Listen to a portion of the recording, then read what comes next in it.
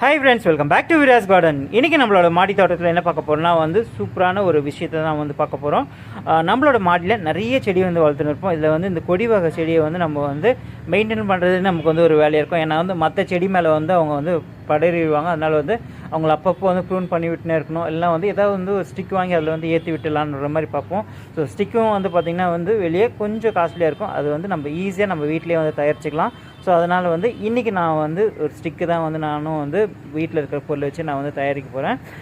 இதில் இருக்கிற இந்த கலேடியன்ஸ் எல்லாமே பார்த்திங்கன்னா எல்லாமே சேலுக்கு போனது தான். இப்போ நம்மக்கிட்ட 1 or 2 பிளான்ட்ஸ் மட்டும்தான் இருக்குது.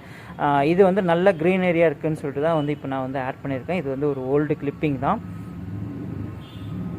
இன்றைக்கி நம்ம என்னென்ன பிளான்ட்டுக்கு நம்ம இந்த ஸ்டிக்கு எடுத்துக்கிறோன்றது நம்ம பார்க்கலாம். ஒரு 3 பிளான்ட்டுக்கு நான் வச்சுருக்கேன். அதில் ஒரு 2மே மணி பிளான்ட். அதில் ஒன்று வேரிகேட்டட் லீஃப் இருக்குது. இன்னொன்று பார்த்திங்கன்னா சிங்கோனியம் இருக்குது. இது எல்லாமே நான் சின்னதாக கட் பண்ணிட்டேன். எல்லாம் நல்லா பெருசாக இருந்தாங்க. கிளியரன்ஸ் சேல் போடும்போது நான் கட் பண்ணி எல்லாருக்குமே கொடுத்துட்டேன்.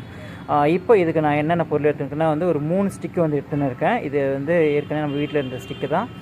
அதுக்கப்புறமா ஒரு சாக்கு பை எடுத்துன்னு இருக்கேன். அப்புறமா பிரிக்கயிறு, அதுக்கப்புறமா கொஞ்சம் சரடு எடுத்துன்னு இருக்கேன். ஃபஸ்ட்டு இந்த பிரிக்கயிறு, அதுக்கப்புறமா ஸ்டிக்கை வச்சு நம்ம ஒன்று பண்ணலாம். ரொம்ப சிம்பிள் தான். அப்படியே அந்த ஸ்டிக்கை சுற்றி அந்த பிரிக்கயிறு கட்டி விட்டால் போதும், நல்லா ஸ்ட்ராங்காக. செகண்டாக பார்த்திங்கன்னா இந்த சாக்கு பை, அப்புறமா இந்த ஸ்டிக்கு வச்சு இந்த சாக்கு பையை நல்லா அப்படியே சுற்றிட்டு அந்த கயிறை போட்டு நம்ம ஸ்ட்ராங்காக கட்டிடலாம். இந்த சாக்கு பை இல்லைனாலும் நம்ம அரிசி பை இருந்தாலும் அதில் கட்டிடலாம். அரிசி பை கூடவே நார் போட்டு நம்ம இது பண்ணிடலாம். 3மே நான் இது பண்ணிவிட்டேன். நமக்கு இப்போ ஒரு 3 ஸ்டிக் ரெடி ஆகிடுச்சு. ஸோ இது நம்ம வெளியே வாங்குறதுனால பார்த்திங்கன்னா கண்டிப்பாக ஒரு 300லேருந்து 400 ஆகும். இது நம்ம ஈஸியாக வீட்டிலே சிம்பிளாக பண்ணிட்டோம். இதோட செலவு பார்த்திங்கன்னா 10 ரூபா மட்டும்தான். அந்த பிரிக்கயிறு வாங்கிறது மட்டும்தான். இது 3த்துலேயுமே பார்த்திங்கன்னா ஈரப்பதத்தை நல்லா தக்க வச்சுக்கும். ஸோ அதனால தான் நான் இந்த சாக்கு போய் அந்த பிரிக்கயிறு நான் எடுத்திருக்கேன். 3த்தையுமே வச்சு நம்ம கொடி ஏற்றியாச்சு. 3மே மொத்தமாக பார்க்கும்போது ரொம்ப சூப்பராக இருக்குது. நல்லா கொடி எல்லாமே படரிட்டு அந்த டைம் பார்த்தா இன்னும் அழகாக இருப்பாங்க. இதுக்கு நல்லா நம்ம ஸ்ப்ரே பண்ணி விட்டணும். தண்ணி நல்லா அது மேலே தெளித்து விட்டு அந்த ஈரப்பதம் இருந்துன்னே இருந்துச்சுன்னா அழகாக இந்த கொடி அதை பிடிச்சி நமக்கு ஏறிடும். இது நம்ம வீட்டிலே ஈஸியாக தயாரிச்சிட்டோம்.